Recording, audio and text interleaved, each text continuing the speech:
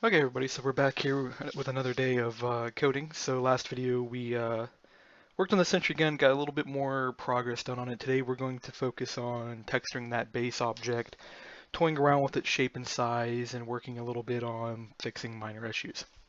One thing to note, I noticed the last few videos bit rates were really crappy. I apologize for this. OBS settings are a little tricky sometimes. So I got them where I thought they were good, and some of the videos I was uploading were pretty good. The file size was down, the quality was good, you could read text and stuff, and then the last two I uploaded, the quality, at least my impression, looked bad. I don't know if that's just YouTube's uploading process, maybe it's still parsing or something. But I've upped the bitrate on this video, so it should be better. Unfortunately, some of my videos are now getting sizable. We did two wargaming matches yesterday, and both those videos were 6.5 gigabytes. Let me actually grab those up real quick to show that. So I get the video photo. I was planning on uploading these because we were having a slap happy time doing this. And these videos are 30 Right. minutes for this one and 22 minutes for this one. And you see this one's 6.7 and this one's 6.87.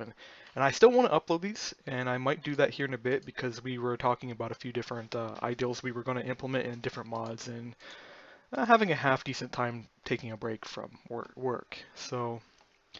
But that's, I'll do that after this video, because what I'll go ahead and do is I'll upload this video and I'll cue the other two while I work on the next video. The video most likely after this one is not going to be Sentry. I may tackle updating one of the mods to newer versions. It'd probably be the No Rain mod, because I want to get that one flushed out and released. It's currently not uploaded, and it would be really cool to just get that one uploaded, all the new versions of Minecraft all in one go. I'd probably blow a couple people's minds. First things first, so we want to get textures on our tile. So this one probably is actually pretty easy to do. There's probably a texture name. Yeah, there's a texture name object here. Um, so we just want to call this Sentry base is what we're going to call this texture name. And we're going to make a thing there. So apologies for coughing. Let's see. I'm going to go borrow some textures from Military Base Decor. So we're going to go out there, because Military Base Decor has exactly the kind of textures I'm looking for various things. So the reason we made the mod is it's meant to be pretty much the deco craft of military. At least that's the envisioned ideal. Although the original ideal was just we were trying to port older mods to newer versions.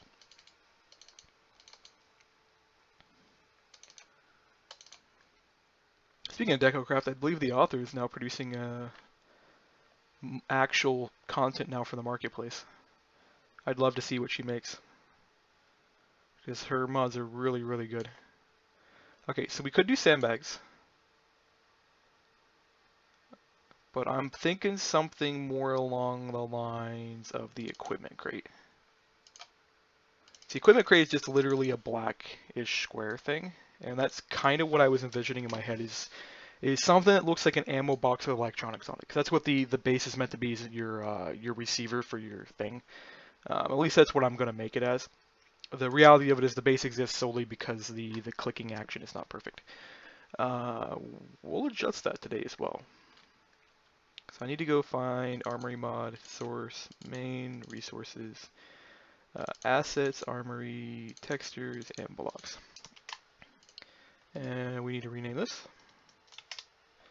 So luckily, because I got the prefabs all set out, all we have to do is this, and this should work. In theory, I could do sided textures for this too.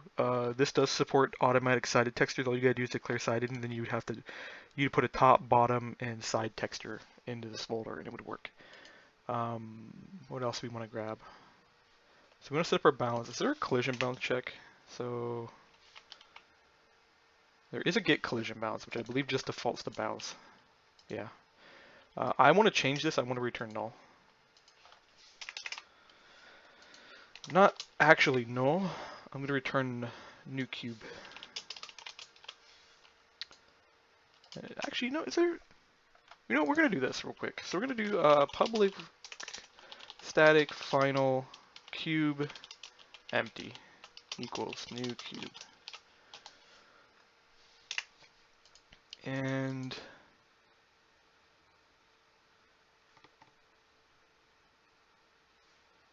make a new variable in here as well. So private boolean can edit equals true. And then we're going to make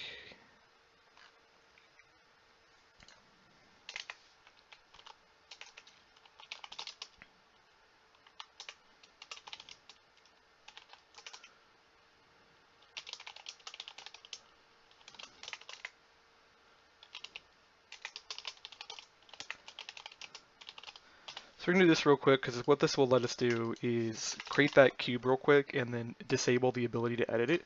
So there's no chance that somebody can accidentally come through and do like an add call on it and then change the size of it. So I'm going to go disable edits. And all we have to do is come down into literally every add call.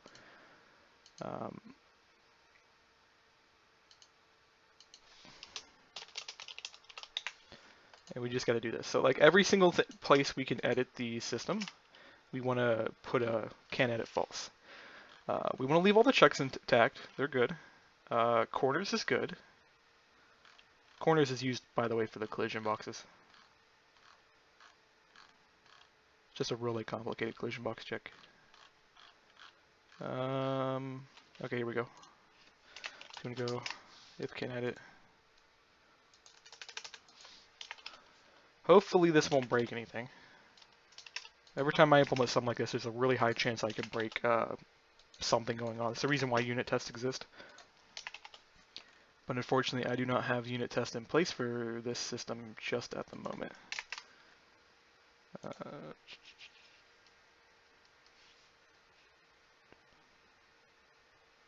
Yeah. We don't want to recalculate center point. And expand call would automatically fail. And crop the world would automatically fail because of the set call. So that works, because then what we can do is we can return cube.empty, so we don't have to make a new cube every time we want to use an empty one. We have one that already exists. And what we're also going to do is make a cube.full. So we'll make a full. This will literally just be a 0.0.0, 1.1.1. And the reason we're doing this is there is a few spots where our bounds are defaulted at. So if we go to this object, we can now replace him with cube.full, and that would remove a small amount of memory from the system. I want to say probably somewhere between 30 and 50 bytes per block. So per one of these tiles, that's 30 to 50 bytes. That adds up actually pretty quickly. You'd be surprised. So we want to return empty for our collision bounce. That means you can walk through the block. You will be stopped by the entity collision box, which is the intention of doing this. We do want to make sure our bounds still exist because we want an object here. I am going to increase this back to 1, so that way the tripod we have for the current Sentry gun we're testing looks like it fits on top of the block.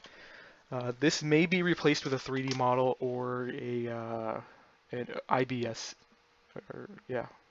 pretty soon. Because with a special block lender, I can make something look like it's not squared with using cubes. Because even though we have a cube, so let me actually show this in Paint real quick to hit the point home. So most people think when you're rendering in Minecraft, you have to render a perfect square. Now this is not a perfect square, but that gets the point here. They think this is what you have to render. When you render 3D models, you render 2 triangles. That's really not helping the point at all. But when we go to render, the only thing that the system actually cares about, let me get a bigger pointer, is these 4 corners. So all it wants to know is that you have 4 corners, and the 4 corners connect to each other, and that you have some kind of texture in the, I fidgeted there. You have some kind of texture in the middle. So when you go to render, and say I wanted to render something that was non-standard, I can do this. And OpenGL will validate that the same as this. Once again, all it cares about is that I have 4 corners. Because when you go to render, you're rendering quads, is what it's called.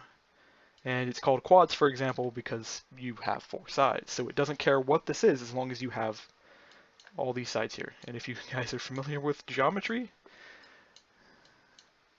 you would remember this from class where they show all this stuff. This is where when people say, oh, I don't need to know math. If you want to do anything more than flip a hamburger, you need math. Because I've used this not just in programming. I've used it in physics. I've used it in other types of scientific analysis. Um, Mostly programming is what I've used this in. If you want to do AIs, for example, if you want to make an AI recognize a world, this is what you actually end up doing. You do a lot of edge checks, you do a lot of size checks, you do a lot of bound checks to make it recognize objects in the world, and then you feed that back into data, and then the data goes into a neural network. That neural network then goes, oh, that's a square, that's a trapezoid, and then we have a Roomba if we wanted to do a Roomba. Not the vacuum cleaner Roomba. So we got a Roomba. But yeah, let's close that real quick. So I demonstrate the thing is, so I can go do that later, but I might, yeah, I'll do it later. It'll be one of those things where I'll put an antenna on it, and there'll be a couple things I'll add to the base to make it look nicer. And of course, we'll tie this back into the Sentry render system. So if somebody wants to de-render that base, they can. I'm going to leave it there because there's going to be a selection bound, which is the next thing I need to do. Get selection bound. So selection bound is a client-side only logic piece, by the way, even though I've got mine set up so you can access it server-side too. That's for the AIs, by the way, so that the AIs can utilize it. We're going to return cube.full. So this means when I'm hovering over the block, I'll get a full bound for it. When I go to collide with it, which means I have to go to shoot bullets through it, the bullets will go right through, which we might want to change depending on things. We'll add some JSON support to that so people can modify that and do whatever. Our base collider is going to be this. There we go. Cough off microphone for a few minutes to clear my throat. Yeah, we're good. We're going to launch and see what happens. And my phone's vibrating. 9 new interactions. What?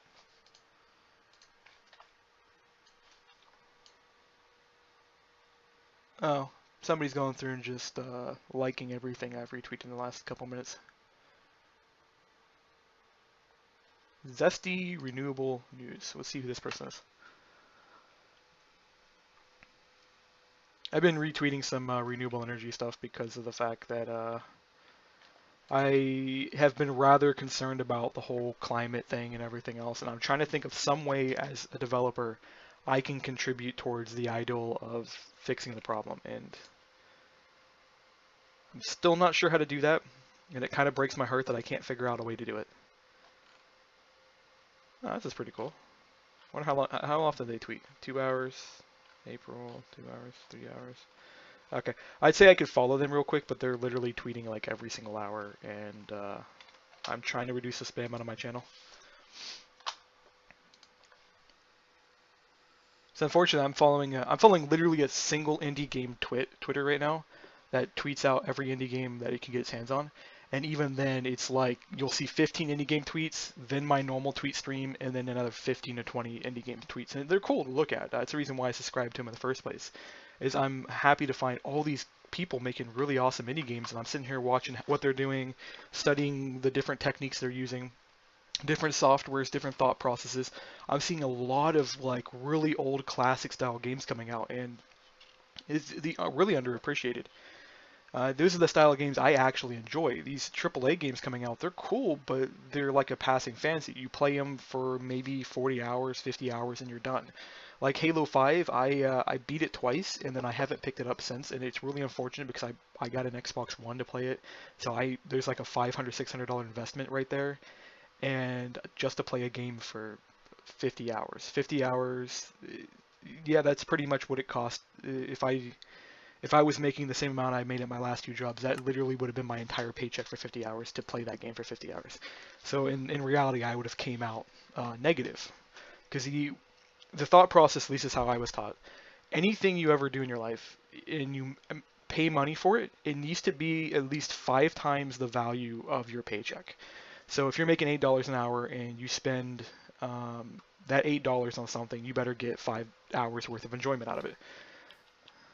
And not only is our base not rendering right now, our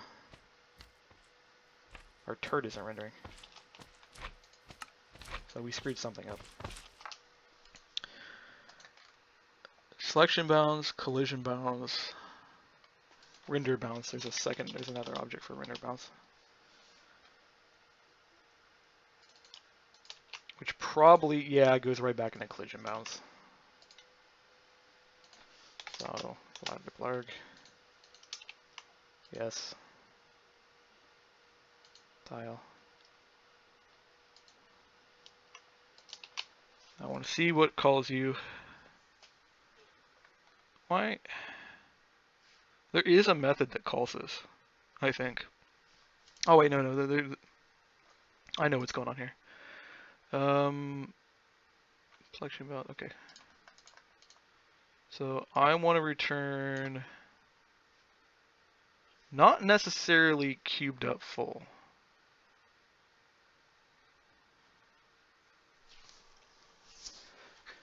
Because this needs to be the render bounds of the tert. So this needs to be... I need to figure out some kind of mathematical task. Shush. Seriously, my dog's been behaving, sleeping, and as soon as I start recording, she wants to be paid attention to. I think she's jealous of you guys. Here, I'll pet you in the head real quick. That good? There you go. I'll take you outside, but it's pouring the rain. Okay, so we want it with Taz.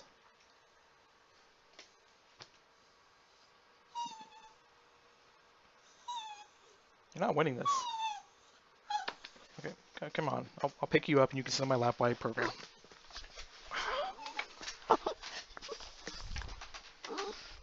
There you go. Happy? No? No? Okay, quit. Lay down.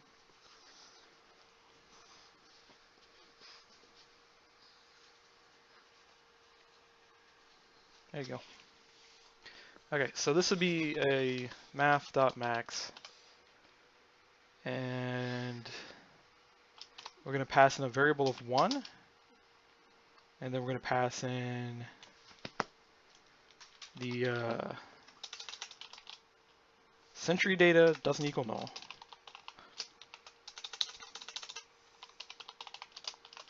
And then be Sentry data dot get width, get body width, and then 0 if we don't have a Sentry. And what we'll do with this is we'll create some kind of cube here. So we'll go new cube, and this will create a junk object every single tick. It's a way to actually fix this from being junked every couple ticks. And there's a couple ways to do this. One, we don't need the clone thing, so that'll prevent one junk object. So you can just go cube and then thing. Actually, you know what? We can circumvent the whole cube thing and just do new axis align BB. And we could, in theory, cache this. We would just have to reset it potentially every so often. I'm not going to worry about caching at the moment. So what we're going to do is set up. Yeah, we'll go 0.5 minus width. 0, and then we'll go 0.5 minus width. Then we're going to go 0.5 plus width, because what we're doing is we're centering the object. Then we're getting the size from the middle, and we're going to create a thing this way. And I forgot, you can't do new axis align BB. It's axis align get bound box. And then we want to go float height real quick, and this will be a math.max. So it'll be the larger of the two values. And we'll do this. My dog's going to pout for the next couple minutes until I pay attention to her. For those of you who think I'm being like cruel by not paying attention to her, just keep in mind that this is a dog that kept me awake for 2 days straight because she wanted to continuously play with her new toy. And I always play with her daily. She's got a toy that's probably, well, actually that's not what she wants. She was licking her teeth, which means she wants food. And unfortunately, I'm running low on food, so I can't feed her one of her food packets today. Or not today, rather, this morning, because I feed her twice a day, so I feed her once in the morning, once in the evening. I'm going to give her a food packet in the evening, but I gave her dry kibble this morning, and she doesn't like dry kibble, so she'll pout until she gets something. Unfortunately, that means probably one of my other family members will feed her. I'd rather that not happen because I'm trying to get her on a diet because she's becoming pudgy to the point where I think I can start rolling her around. And I had a dog die of diabetes, so the last thing I want is another dog to get diabetic and die as well. So, blarg. Anyway, so we get this all set up.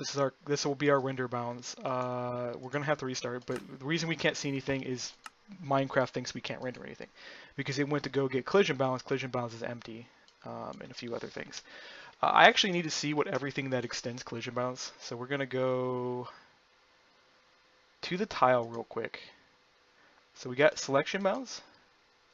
We got get collision boxes. Get collision bounds. Get block bounds. So get block bounds is what we want actually here. This will fix our lower rendering box. And we want to return bounds for this object. So add override, and I could have swore I charged my headset last night, but it's not charged. And I don't know if you guys can hear the beeping, but it's sitting here beeping in my ear, asking to be charged. So we're gonna have to cut this short, which is okay, because we only, according to my notepad, the only thing we need to fix is textures, collision bounds, and the blue ray trace from yesterday's video.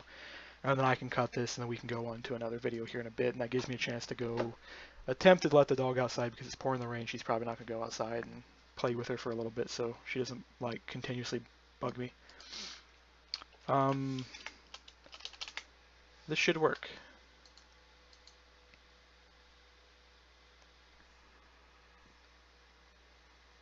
And this will all become JSON data eventually too, by the way, for those who are asking why I'm doing it this way. So right now these are callbacks from the block to the tile class. So there's a tile class and it's wrapped by a block tile class. That gets rid of the need for the block class. Then we do all this, but this will all be JSON data because then you go like, here's my collision box, here's my selection bound, here's this, here's that, here's the item you get, etc. I've already started on the system. You guys saw in probably a last video. If you haven't, go check the video out where I did an entire JSON block that supported rotation via a listener. So it was entirely coded, so all you had to do is supply your default orientation for your textures, and then state that I need a rotation handler, so when you go to place it, it rotates based on placement, so it'll always face the player. Then you specify that you need a listener that does the rotation. This is all done via JSON. For those that are wondering what that looks like, since it'll take a second for this to launch, let me go to find the test class. So we got tests, block tile.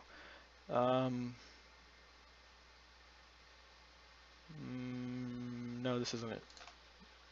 This class. Okay, so here we go. So here's our render. Here's how we define the render for the JSON. You define your sides, north, south, up, down. The content ID. Up here you define the actual block, your name, your ID, the mod that owns it, the material type, and here's how you specify the listeners. You go, okay, I want rotation via icons. Rotation via icons takes this state and pre-rotates it for you in all four directions. It does not support up and down. The reason for that is the rotation handler doesn't support up or down either. This is IC2 style machine rotation, so that classic, it's actually the vanilla furnace is where that comes from. You can rotate in four directions. Furnace can't rotate up or down either. Anyways, back to this. That should have fixed everything though, in theory. Selection bound would also fix other dumb issues. Well, the only thing we fixed was block bounds. Our texture doesn't work, and we're still not rendering. And okay, yeah, we're truly not rendering the model. I know what we messed up. So xi plus.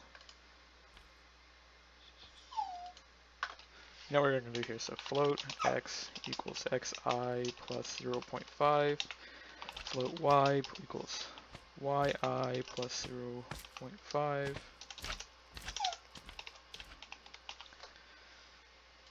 Taz. I don't know if you guys can hear her whining behind me. Although in this case, she's whining at my mom's door, which means she's trying to get her attention to potentially yell at me for not paying attention to the dog. At least that's how it'll probably turn out.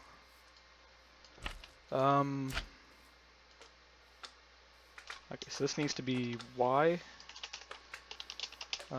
did a plus in front of the Y. I'm getting way too used to programming and things like Lisp and Prolog now. What was that? We might have to cut this short here.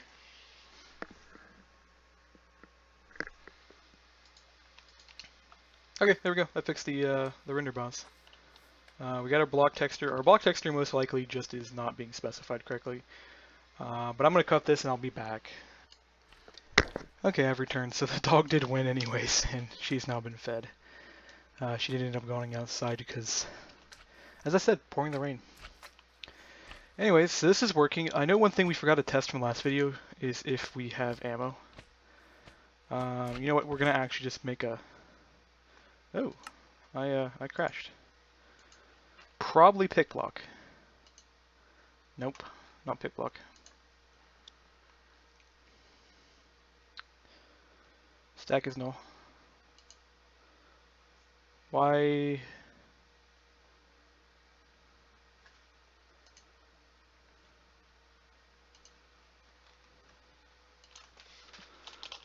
I don't even know why I validated as a player in the first place.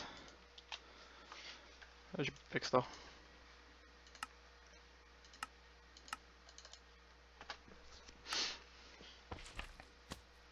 I also need to fix whatever is causing a double render here. And it's probably because there's actually two entities being rendered. Yeah, 3B. No, it's one entity. Just we're getting a double render for some reason. You know what? That might be the ammo check. Yeah, that's exactly what's happening. You notice how we have there's no ammo box in the back of this? Which, by the way, there's no geometry for the back of that either. I'll have to bug Morton. Yeah. So we neglected to, in the render code, to actually exit. So we need to put a break line here. And same thing down here.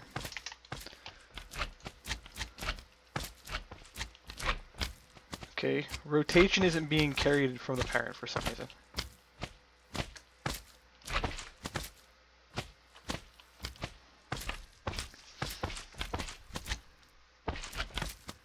Also, these slimes are absolutely annoying.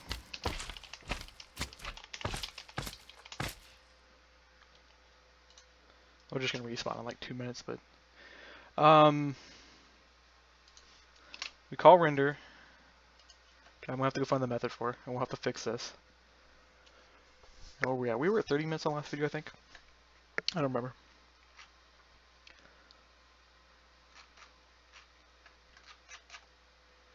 Yeah, it's down here somewhere. So we got core, MC, client, and we want the model system. No, we don't want the model system. We want the render system. Tile render. I think that's what we're doing, is we're doing a tile state. Apparently it's not actually something for tile states. There is an actual handler for tile render data. But I think what we are actually rendering is just a straight out model state. So nothing fancy about it. Let's see.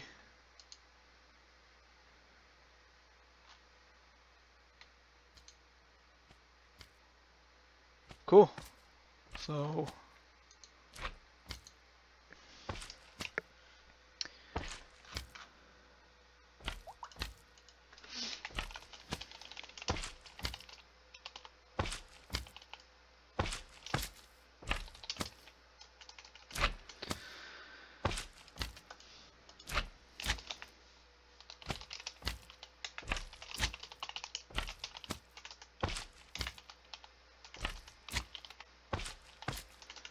So what we basically have is there's no hierarchy system going on. And oh god, I think I'm about to lose my voice.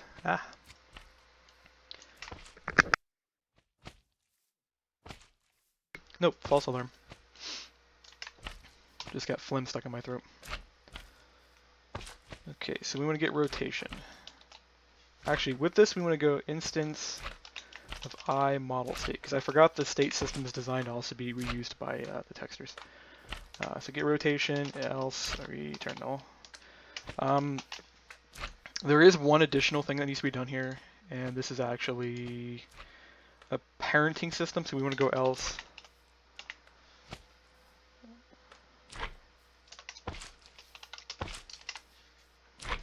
So we're going to go to do add to parent rotation or null out rotation.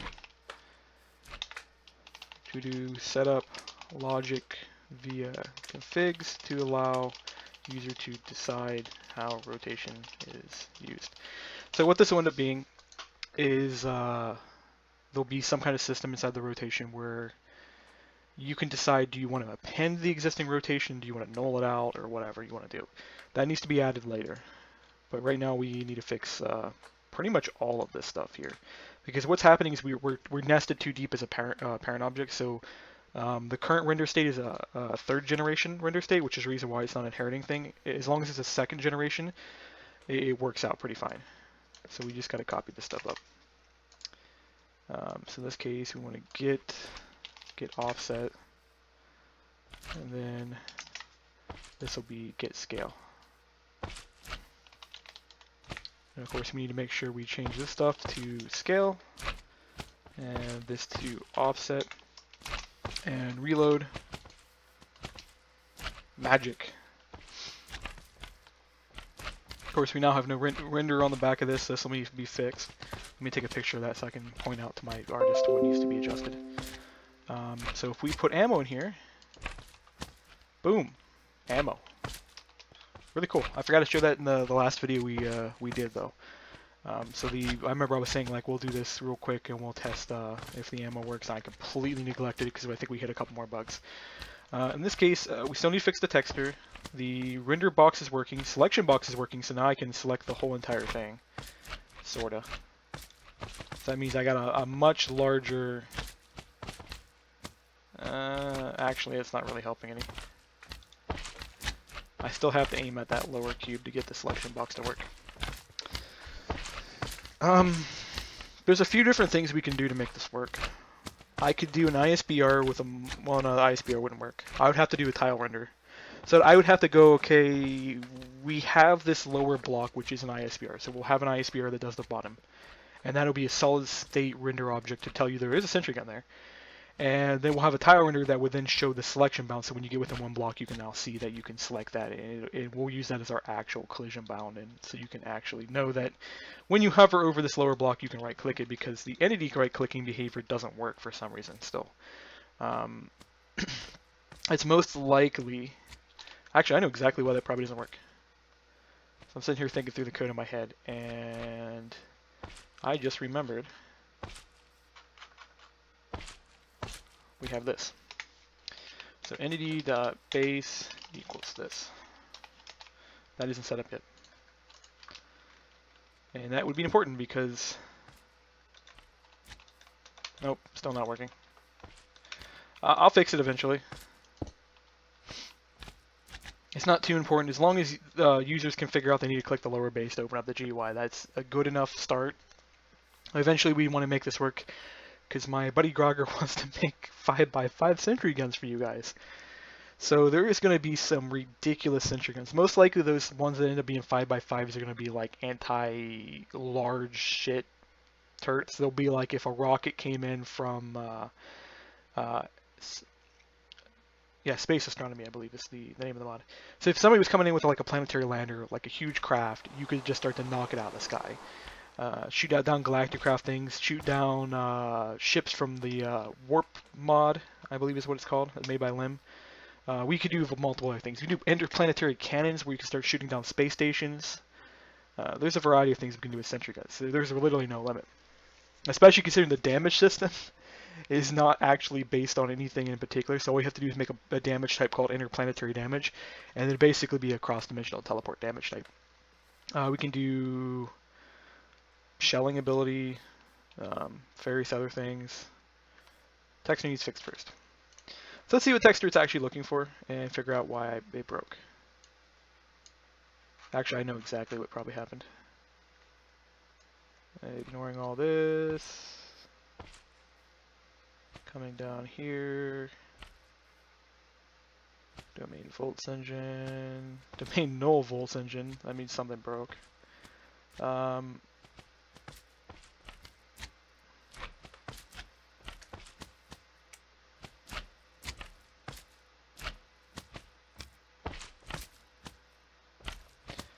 Okay, so we're missing the Sentry texture, gun texture, ammo texture. That means it found the texture, or it's not even looking for it.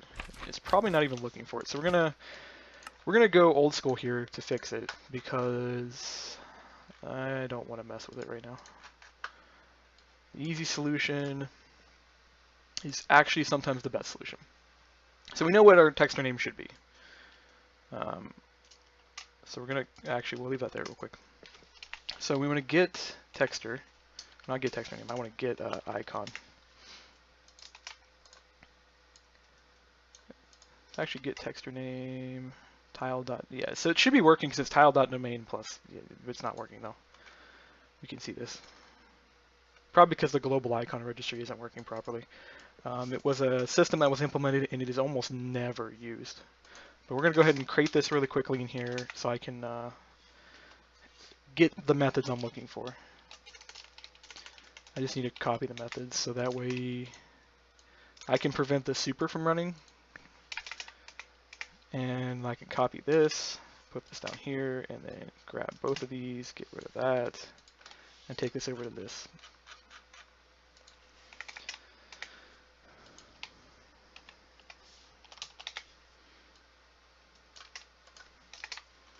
Okay, so we have to create an icon, and by the way, this has to be a static icon. It won't work without being static. For those who want to know, because how this works is the tile system creates two objects. It creates a static block and it creates a tile. Unfortunately, the static block does not intercept almost any of the icon calls. It actually goes straight to the tile. So the tile does not register icons. The static tile does. So if the tile does not have access to the variable, it can't get access to it. Because any variable you create that is not static inside of a class is a local variable just to that object. You have to make a static because now then it's global to the entire class. So you go icon and then you get icon like this. And then you come down here and return icon. And then here you would go icon equals icon registry dot register icon, and then we want armory dot prefix. It's probably actually why it's not working is it's doing domain for some reason. And that should be it. And if we look at it, yeah, it's the right name. And if we launch, we should see it work. Get a little bit nicer looking base there. And we'll call that the end of the video here. That way I can reset everything real quick and make a better video because this one's been a little gargled with me having to step away in the middle of it and then do other things and then continuously coughing.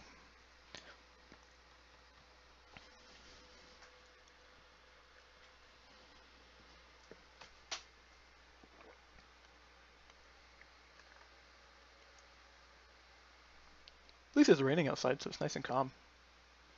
Yesterday was all muggy and hot.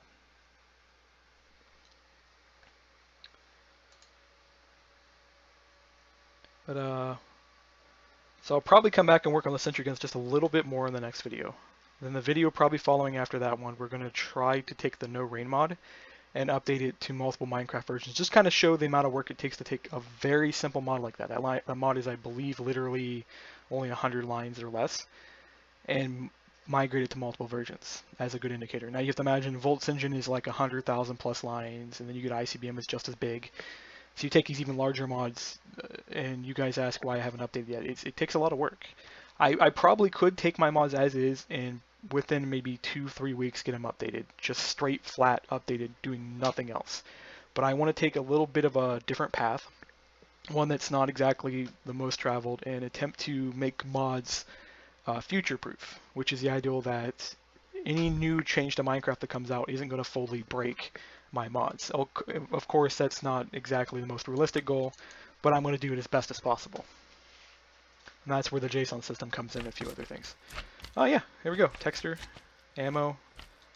You should have ammo while you're not rendering. Oh, there it goes. We saw a delay there. Must have just hit a reload cycle. But man, that looks pretty good. So we're going to take a picture of this for my client. And